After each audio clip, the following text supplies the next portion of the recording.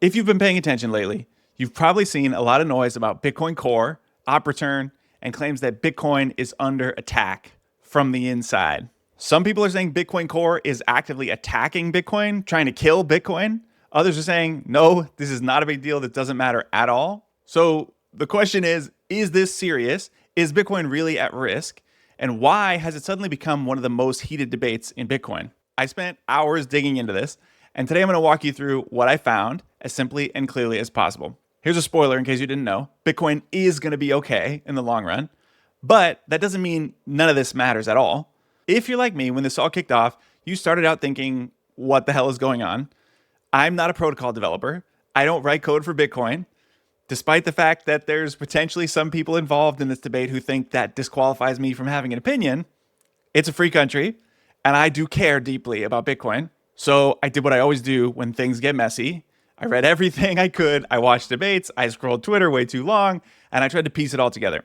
So what I learned is fascinating and in some ways troubling, because while this debate is technically about a tiny part of Bitcoin's code base, the opportune debate potentially reveals something bigger and more important, and raises real questions about who controls Bitcoin, how changes get made, and why incentives and conflicts of interests matter. So here goes everything you need to know. First, the basics. Bitcoin Core is the reference software that runs the Bitcoin network. It's the original and most widely used implementation of the Bitcoin protocol. It serves as the reference for all other implementations. It's responsible for enforcing the rules of Bitcoin, validating transactions and blocks, relaying data across the network. Most nodes run Bitcoin Core, which makes it highly influential. Its code changes, its defaults, they effectively shape how Bitcoin works for the majority of users and miners. So what's op return? Op return is a part of Bitcoin's scripting language. It lets you insert up to 80 bytes of data into a Bitcoin transaction in a provably unspendable way. In short, it's for embedding small pieces of data on chain, non-monetary data specifically. Op return can be used for different things, but over the years, it's become a battleground for something specific, which is what most people consider spam on the blockchain, because block space is scarce and the Bitcoin network has always had an implicit social agreement up until recently that block space should be primarily used for monetary transactions. But as we know, Bitcoin is permissionless. So what's stopping someone from filling blocks up with what most of us would consider junk and spam? Well, historically, it's just the cost. They have to pay a transaction fee to get their spam into a block. And there's also been an op return size limit, so just 80 bytes. But fast forward to today, and more people are stuffing all kinds of data into transactions, from NFTs, which is like ordinal inscriptions, to ZK proofs and all kinds of other stuff. And this is where it gets controversial. So one other thing to understand what's at stake here, you need to understand the mempool. But when people say the mempool, it sounds like there's just one. Like it's a giant waiting room in the sky where all the Bitcoin transactions sit before they get confirmed into blocks. But that's not how it works. Every node has its own mempool. So your mempool might be slightly different from mine. You might decide not to relay certain non-standard transactions. One person might allow them, somebody else might not, by setting size limits or filters to prioritize only monetary transactions. And I think that's a feature, not a bug, because the diversity creates resilience. It means no single actor gets to dictate exactly what transactions must be relayed and seen across the network. It also gives node operators agency. They can choose what they want their node to process, relay, and hold. This actually helps with the perception of Bitcoin's decentralization as well, because if government or regulators know that everybody running a node gets to choose what software they run and what configurations they choose, that means regulators understand that it's decentralized. There's no central authority or central party that controls all the node implementations or everything that goes in the blockchain. So there's no one throat to choke if they want to try to force laws or regulations onto Bitcoin. Here's where the concern comes in with the whole op return debate. There's a recent pull request which proposes removing the limit on op return data size. This would essentially let people embed much larger pieces of arbitrary data directly into Bitcoin transactions.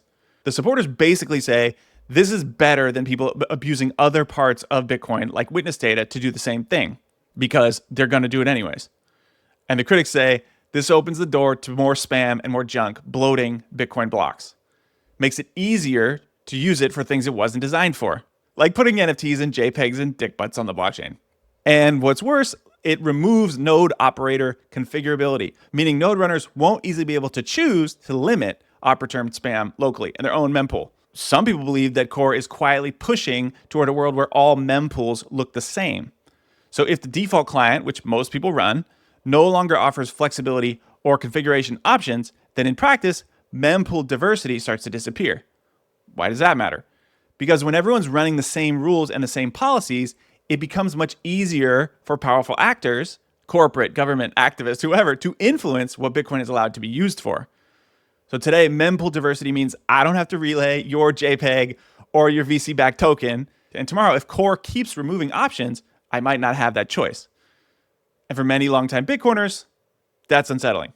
Bitcoin is supposed to empower individuals to run their own rules, not hand that power to developers or centralized groups deciding what's acceptable for the network. But as with everything in this debate, that's complicated too. There are reasons why some people, including it seems like core devs, might want less mempool diversity. If every node has radically different mempool policies, it can create problems. Core might argue we're not trying to centralize control, we're trying to improve reliability, consistency, and performance of the network. So the real debate is whether that consistency is worth the trade-off in node sovereignty, whether default uniformity slowly becomes enforced conformity. And that's one of the reasons why people are wrestling with this in this moment. So like I said, in April 2025, a pull request hit Bitcoin Core's repository, submitted by Peter Todd. It proposed removing the arbitrary 80-byte op-return limit.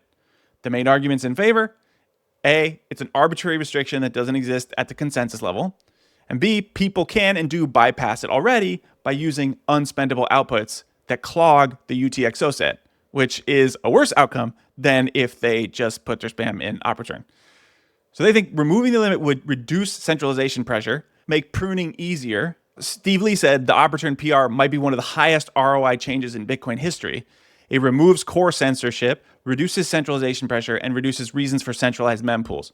So the pro-removal side, to them it seems to be clear: arbitrary limits are bad, spam prevention should be handled by fees and incentives, not hard-coded rules by Bitcoin Core. And having the spam stuff in op-return can reduce UTXO bloat. So some of the core devs in the discussions seem to think this was very simple and cut and dry and straightforward. But they were wrong, because then came a buttload of pushback. Bunch of critics came out. So Luke Dasher, Bitcoin Mechanic, a couple of the most prominent ones, they saw it very differently. So they're arguing removing op-return limits opens the door to spam attacks. If it's easier to insert arbitrary data into transactions, spammers will abuse it. There's been many, many analogies, but some of them are, they say, why have a fence around my house if people can get around the fence? Well, the response to that is, you don't take down the fence. Or why do I have a door on my house with a lock if somebody who really, really wants to can break in some other way? That doesn't mean you just unlock your front door and open it up and let anybody in who wants to come in. Their point mostly is Bitcoin block space should be reserved for monetary use. Allowing the JPEGs and the arbitrary data undermines Bitcoin's core purpose as money. Fees alone are not a good enough spam filter. And if fees drop too much, attackers can cheaply flood the network with whatever they want. Luke Dasher responded pretty quickly on the GitHub or the mailing list, where he basically said, this is complete nonsense. It's nothing more than enabling and encouraging attacks on Bitcoin. And then it escalated even more when people started to point out or notice who was supporting the PR and what their incentives might be. So Jameson Lopp, who I was of the opinion was a respected Bitcoiner, he's invested in a company called Citria, and it's a company building a Bitcoin sidechain using zero-knowledge proofs. Whatever, doesn't matter what that means. Critics allege that this created a conflict of interest for Lopp because Citria needs to commit small pieces of auxiliary data on-chain, so cheaper op-return usage could directly benefit them. When that was called out, Lopp and some of the moderators on the GitHub seemed to not take kindly to the fact that was called out. He pushed back super hard, saying that was a false claim. His investment in Citria doesn't create a conflict of interest. And another core dev said the Citria protocol doesn't even benefit from the change at all. So op-return is not even necessary for them to do what they want to do. Other people were skeptical of that explanation as well.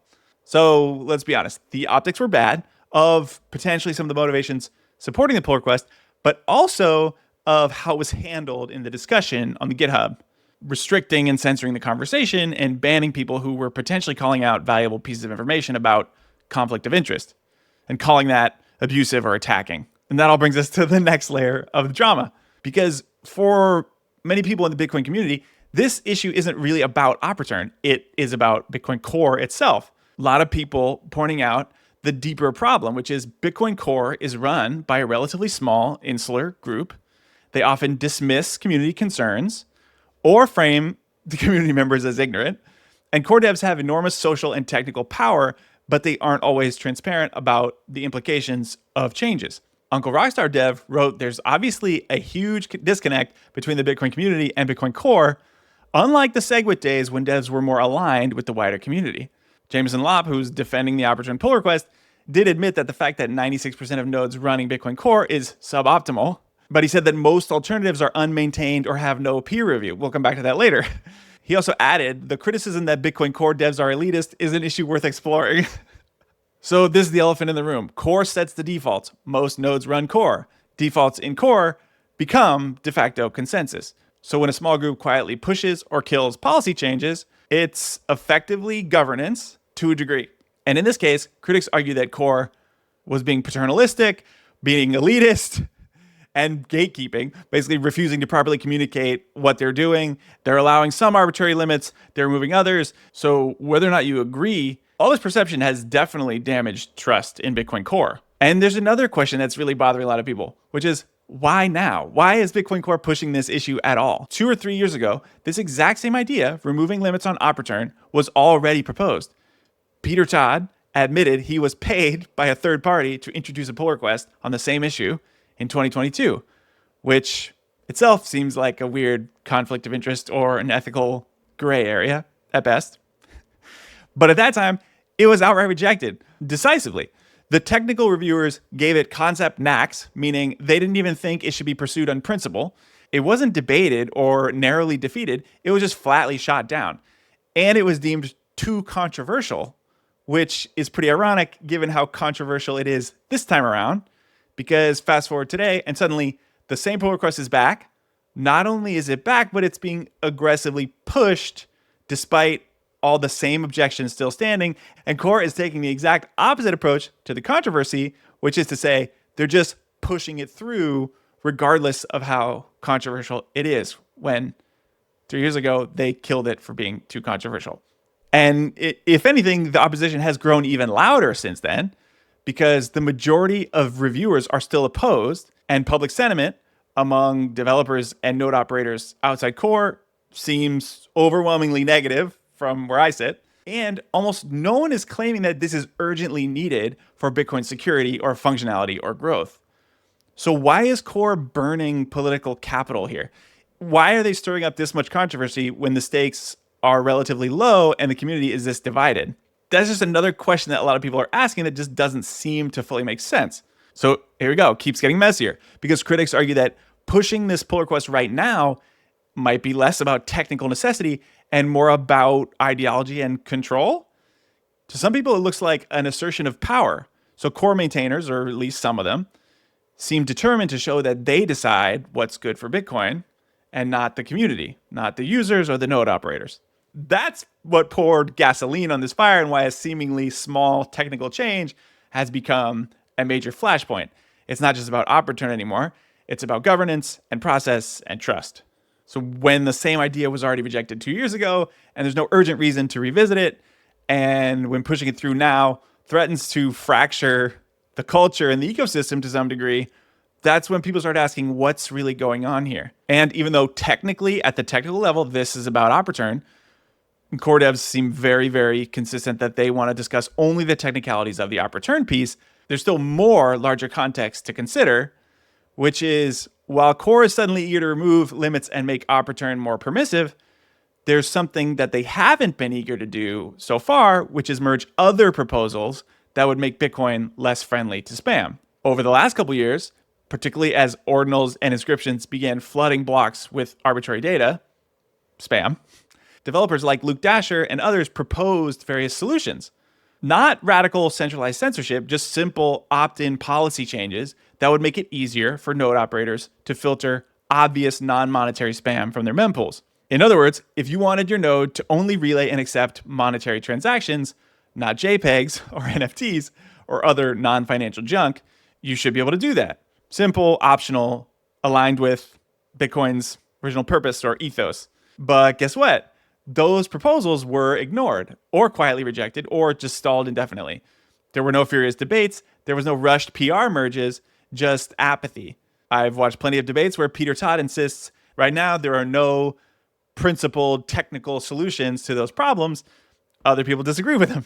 Luke Dasher's been implementing a lot of the things that he thinks are better into Bitcoin knots, which is his alternative node implementation to Core. So right now, people are asking a very reasonable question, which is why is Core so enthusiastic about pushing through a change that makes it easier to spam Bitcoin, while seemingly uninterested in empowering node operators to opt out of spam? You don't have to be a conspiracy theorist to notice there's asymmetry here. It's publicly perceived as spam fighting, no, we won't touch that. Spam enabling, sure, let's merge that right away. I know that Bitcoin Core developers would probably disagree with that characterization. So whether that's intentional or not, it seems like a double standard, which is exactly why many Bitcoiners, from everyday node runners to big names like Samson Mao and Matthew Crowder, have started to lose trust in Bitcoin Core's current stewards. In their view, this isn't neutral technical decision making anymore. It starts to look political. And when protocol changes start to look political, people start to get very, very nervous. So what does this all mean? Honestly, some of the core devs would probably disagree with this statement, but it's not really about op return anymore. It's about who controls Bitcoin's defaults, how changes are made, whether Bitcoin governance is transparent and accountable. And yes, if you've been wondering this whole time, none of this affects the 21 million supply cap or the monetary rules of Bitcoin. Jameson Lopp said, believing that Bitcoin can prevent arbitrary data storage requires one to be ignorant of history. Motivated actors will always find a way. And I don't think anybody would disagree that that's true. Bitcoin has always been adversarial. People used to stuff arbitrary data in different ways before op return existed. People will find ways to do it again. But the bigger picture has become how we handle these debates matters. If Bitcoin wants to remain decentralized and neutral, it has to be able to have open, honest debates, avoid censorship or arbitrary gatekeeping, and be transparent about incentives and conflicts of interest. So in that sense, the op return fight is bigger than just op return. It's about who Bitcoin is for, what its purpose is, and who gets to make that call. Well, the good news is Bitcoin Core might be the dominant implementation today, but Bitcoin Core does not control Bitcoin because nobody controls Bitcoin. Anyone can run a different version of Bitcoin software, and many people do. There are alternative implementations, like I said, like Bitcoin knots. And if users and miners disagree with the choices made by core developers, they're free to run software that enforces different policies. Bitcoin's rules are ultimately enforced by the collective agreement of its users and node operators. Consensus isn't dictated by any single group or repository. It emerges from what the majority of the network chooses to run. That's why, despite all the noise and the drama, Bitcoin stays resilient. If enough people reject a change, it won't take hold. In other words, core is important, but they're not in charge. Bitcoin's real power is that no one's in charge. And there's another component that I haven't mentioned yet that a lot of people think is one of the frustrating parts of this whole saga, which is the attitude coming from some Bitcoin Core contributors. Some of them seem to project this underlying belief that they know exactly how this change will play out. That removing the limit, standardizing op return won't be a big deal. And that it'll actually help by giving the spammers a safe place to put their JPEGs that won't bloat the UTXO set, which is the worst problem, and that this will make life easier for node operators. But here's the problem. They don't know that for sure. No one does. Bitcoin's history already proves this. SegWit and Taproot were changes that got merged that were not expected to enable giant waves of inscriptions and NFT JPEG spam. No one predicted that people would figure out how to stuff JPEGs and random junk into witness data and blow up block space demand. But that's what happened. So now here we are fighting about spam and cultural erosion.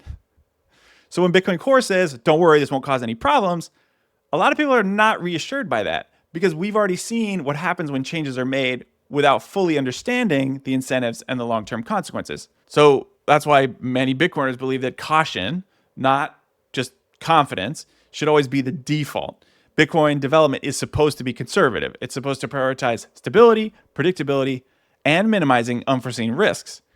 Because when you push through a change that clearly does not have consensus, with potential implications for the future use of Bitcoin, it's no wonder people get upset about that. That's exactly why this debate feels so heated right now. Because to many Bitcoiners, it's not about op return. Like I said, it's about how decisions are being made and what kind of culture Bitcoin Core is fostering. Historically, the ethos of Bitcoin development seemed to be clear: be conservative, avoid unnecessary changes, only make protocol level changes with overwhelming community support and careful review. Respect that users and not developers ultimately decide the rules. Core developers might just say, well, you still have a choice. You can just run a different node implementation or not upgrade to the latest version. Other people would say the soft return push feels different than previous changes. There's no emergency. There's no clear user demand. There's no consensus. And yet it's being pushed through anyways, even after a nearly identical proposal was rejected 2 years ago because nobody wanted it. So when you combine that with the fact that Core has ignored or refused to merge other pull requests that were aimed at strengthening spam filters, when other people say that they work and that they're implemented in Bitcoin Knots by Luke Dasher and that they're working there the way they're supposed to, Core developers say, no, we don't actually have principled technical ways to solve the spam problem like you think, but they suddenly seem eager to weaken a longstanding restriction. It's not a surprise that some people think that it feels political. Feels to a lot of people like a small group of developers believe that they know better than everyone else and that they're entitled to steer Bitcoin in whatever direction they think is best, even if that direction makes the protocol more friendly to non-monetary use cases. So that's why to a lot of people, this has become about the question of whether Bitcoin Core is still serving its role as a neutral maintainer, not an ideological driver. So where does that leave us? If you're watching this and thinking, okay, this seems super messy, and what am I supposed to do about it? Here's the good news. Bitcoin Core is not Bitcoin. You, the user and the node operator, are still the real network. If you don't run a Bitcoin node, you can start right away. And if you do run a Bitcoin node, you get to decide which version of the software you want to run. You don't have to run Bitcoin Core. You don't have to upgrade to the latest version. And you don't have to accept changes that you disagree with. You can stick with older versions of Core that don't include the controversial change. There's also alternatives like Bitcoin Knots, which is essentially a fork of Bitcoin Core, so it copies the vast majority of Bitcoin Core's code, but adds more configurability and more conservative default policies about mostly the spam issue. So you've probably heard a lot of people saying, just switch to Bitcoin Knots. And to be clear, it seems like a valid option. A lot of people are doing that. You can see the adoption of Knots is spiking up because Knots is a different implementation that doesn't include these controversial changes that Core is making. I've also seen fair criticisms of Knots, like the fact that it's mostly maintained by one person, Luke Dasher, and it can be slower to patch vulnerabilities. So there might be vulnerabilities that have been discovered and patched in the newest version of Bitcoin Core, but they still exist in Bitcoin Knots. And Knots is not peer-reviewed as extensively as Bitcoin Core is, and it doesn't have as many people contributing to it. So while some people see it as a principled alternative, others see it as potentially more centralized or more risky. I'm not telling you what software to run. I'm just saying be aware of the trade-offs and make your own informed decision. Because that is the power of Bitcoin. There's no central server, no main version, no automatic update. The nodes decide and the miners are supposed to follow. And if enough people reject a change, the network rejects it too, which is exactly what happened during the block size wars. And that's why many people are urging others to simply not update to the latest version of Core. If Core merges a change you disagree with, don't upgrade. If you want even more control, you consider switching to Knots.